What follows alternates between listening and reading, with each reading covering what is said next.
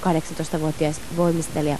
Hän oli Sydneyssä olympialaisissa ottelun 16.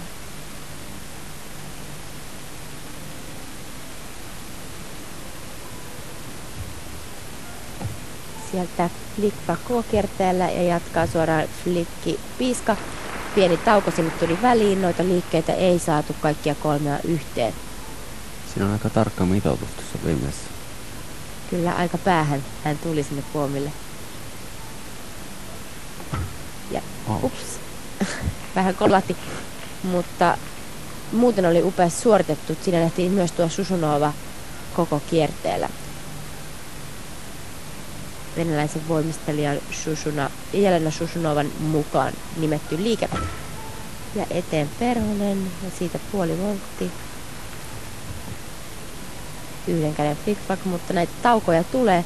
Hän ei pysty jatkamaan niin kuin pitäisi. Ilmeisesti yritetään uudelleen. Ei puolikäännös.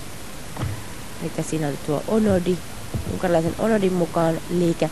Ja nyt sitten tullaankin jo alas. Pientä ongelmaa ja keskittymisen herpautumista mielestäni tässä on.